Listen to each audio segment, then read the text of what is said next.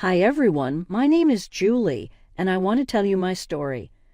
My mother-in-law, Kelly, used to be different from the vain and shallow person she is now.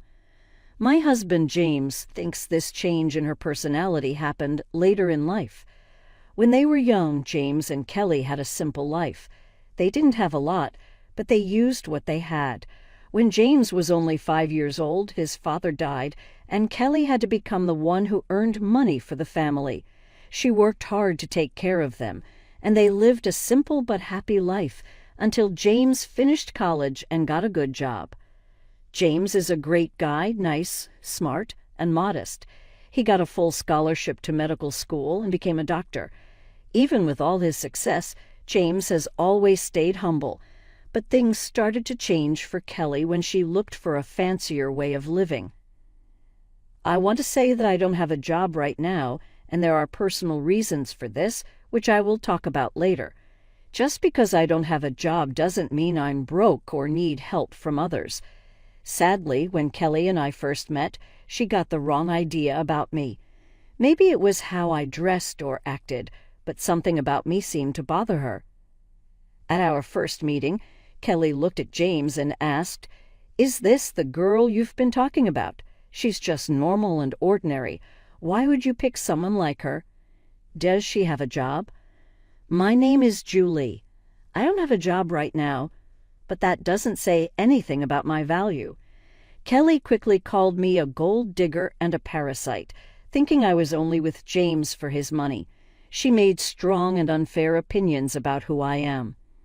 James was next to me and stood up for me, but the fight with Kelly got worse fast, so we had to go.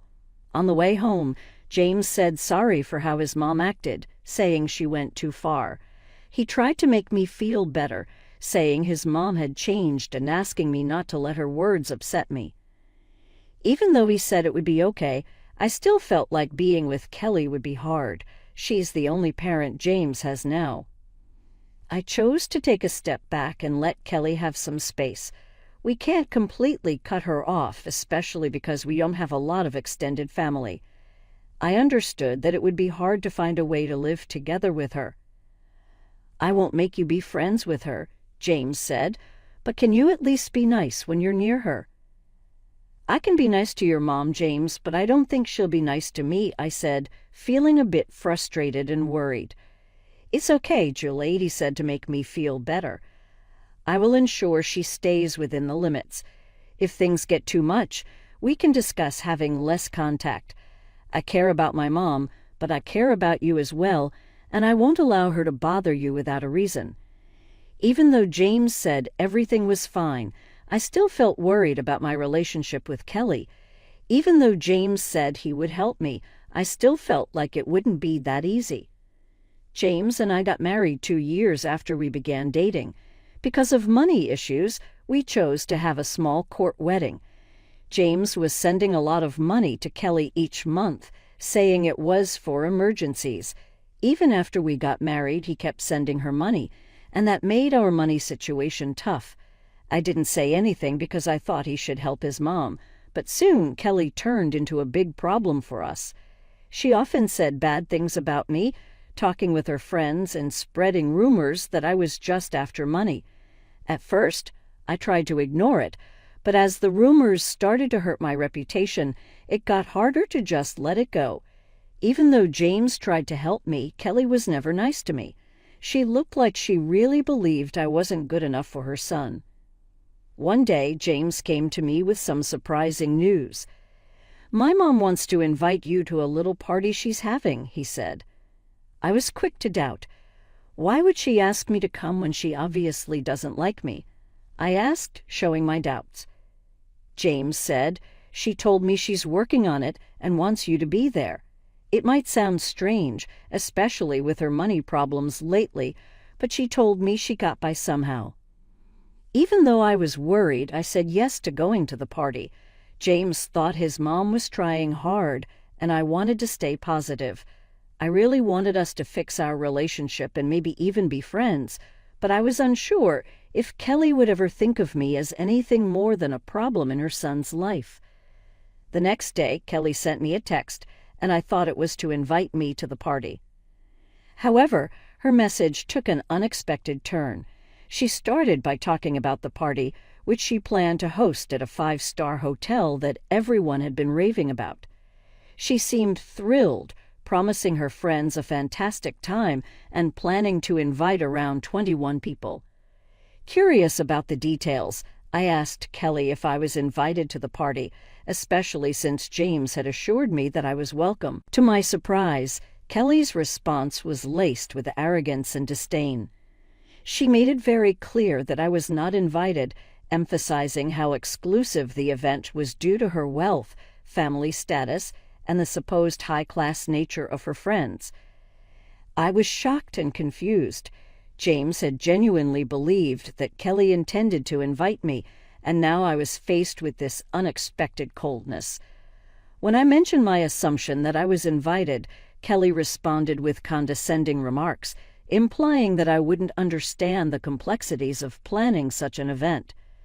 Despite feeling hurt, I decided to maintain my dignity. I calmly acknowledged her message and made it clear that I wouldn't attend if I wasn't wanted. Kelly reiterated her stance once again, highlighting her class and status. It took all my strength to resist the urge to respond with anger. Disappointed and hurt, I chose not to share this incident with James. Instead, I decided to quietly wait for the day of the party. As the day of the party approached, Kelly, oblivious to the emotional impact of her actions, sent me a picture. It showed her and her friends dressed in designer outfits, flaunting their wealth and status on social media. I chose not to respond, instead focusing on my work and waiting patiently for what would happen next. After about 5 hours, I received a call from my dad. Here's a little confession. My dad owns the very hotel where Kelly was hosting her party. Unbeknownst to Kelly, 5 years ago, I inherited a substantial amount of money from my grandfather, which I wisely invested in my dad's business. As a result, I now receive a share of the profits from the hotel and other family-owned ventures. Despite coming from a well-off family, I've always preferred to keep this low-key, which is why Kelly had no idea about my background or the high cost of the 5-star hotel she had chosen for her party. During the party, Kelly and her friends ordered freely without bothering to check the menu or the prices, resulting in a hefty $5,000 bill. This turn of events presented the perfect opportunity for a bit of justice. My dad called to inform me that Kelly was at the hotel, shocked by the $5,000 bill she had amassed. She was now pleading for a 60% discount, claiming she was short on cash. What made the situation even more satisfying was that Kelly and her friends had been rude and entitled throughout the event, upsetting the hotel staff. As expected, I shared my frustration with my dad, recounting how Kelly had boasted about her party just to mock me for not being invited.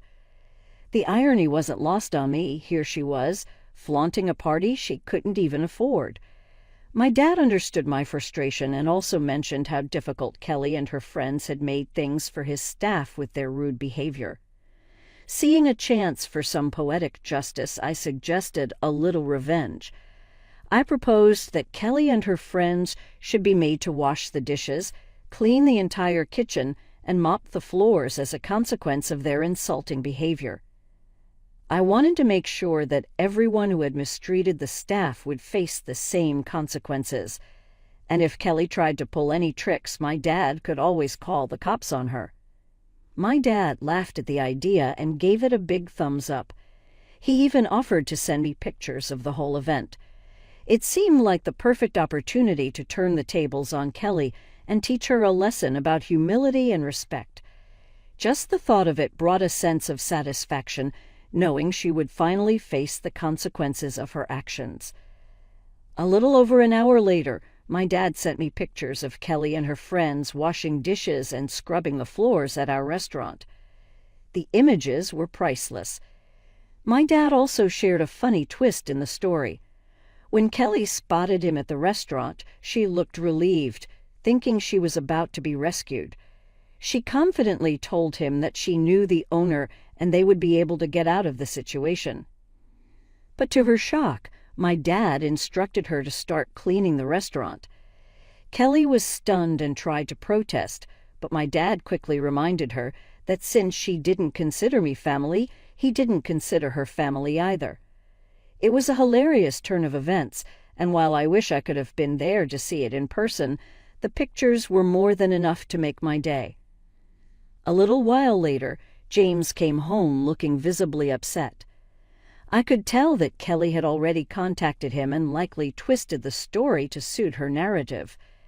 As he approached me, he immediately questioned what he had heard, something about my dad making his mom wash dishes at the restaurant.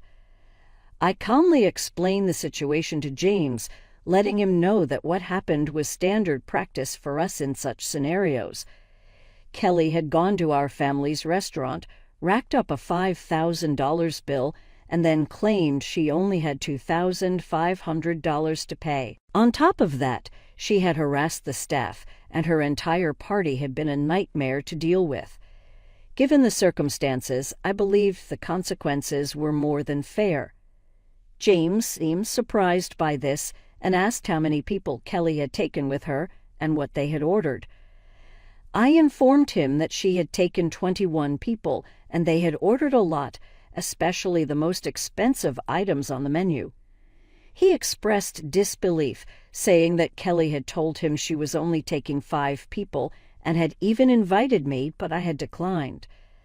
I quickly clarified that things hadn't happened that way at all and showed him the text messages Kelly had sent me. James, wanting to fully understand the situation, asked to see the bills and the texts. I handed him my phone so he could read through everything, and my dad also sent him copies of the bills to further illustrate what had gone on. I showed him pictures of the extravagant party Kelly had thrown.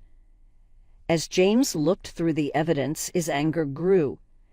He immediately called Kelly to confront her, asking why she hadn't told him the full story. Kelly tried to downplay the situation, claiming she had only mentioned being short on cash, and accused me of twisting the story to sabotage her. James wasn't having any of it. He pointed out that not only had she declined my invitation, but she had also insulted me by saying I wasn't classy enough for her. Kelly attempted to brush it off as a harmless joke, but James wasn't buying it. He pressed her on why she would spend thousands of dollars on a lavish party with friends while simultaneously disrespecting his wife. Kelly was left stumbling over her words, trying to justify her actions, but James made it clear that he was disappointed and shocked by her behavior. He couldn't believe she had spent $5,000 on food and drinks while treating me with such disdain. "I made a mistake by giving you money whenever you asked for it, Mom," James said firmly. "But guess what? I'm not giving you any more money ever again." Kelly, taken aback, responded, "But James, you've been so supportive for so long. You can't just stop now. It was a one-time mistake. Why are you overreacting?" "No, Mom, I'm not overreacting," James replied, his voice steady. "This isn't a one-time mistake. If you can't even consider my wife as family, I don't want anything to do with you. I kept hoping you'd change your mind, but you never did. I'm not going to pay you just so you can insult my wife and call her classless, especially when she has sacrificed so much to support you. This ends now." With that, James ended the call and blocked Kelly's number. He turned to me with deep regret in his eyes and apologized profusely for getting angry at me without knowing the full story. I forgave him because, in the end, he stood up for me when it really mattered. We had a serious discussion about Kelly and agreed that she would no longer be a part of our lives, at least for the time being. Although James is now a wealthy man, he understands the importance of staying humble. He found Kelly's behavior completely unacceptable, especially since it was directed towards me. I wholeheartedly agreed it was unfair, and I was ready to remove her from our lives for good. In the days that followed, Kelly's desperation grew. She realized that her own actions might have permanently damaged her relationship with her son, sending her into a state of panic. She started showing up at our house, demanding to speak with James. Each time she was turned away at the door, her demands turned into pleas and eventually into outright begging. Despite having a job, Kelly's income wasn't enough to support the high-end lifestyle she had become accustomed to over the years. Now, with James cutting her off financially, she found herself struggling. Meanwhile, instead of continuing to support Kelly, James chose to invest some of his funds into my dad's business, helping him open new hotels and restaurants in the neighborhood. Kelly was left to face the consequences of her actions, realizing too late that her behavior had cost her more than just money. It had cost her the relationship with her son.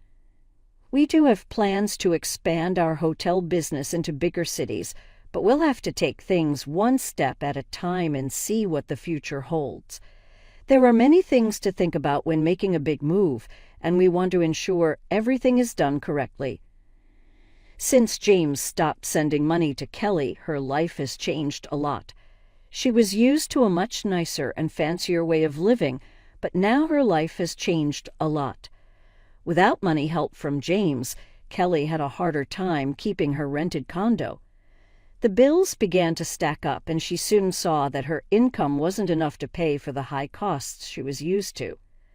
After having a hard time with money, she finally chose to end her lease and move into a smaller one-bedroom apartment. Now, after paying all her bills, she has very little money left for anything extra. The nice things she used to have are not available to her anymore. We know all of this because Kelly keeps us updated with emails. She still tries to make her past actions seem less serious, acting like we are the ones making a big deal and that she hasn't done anything wrong.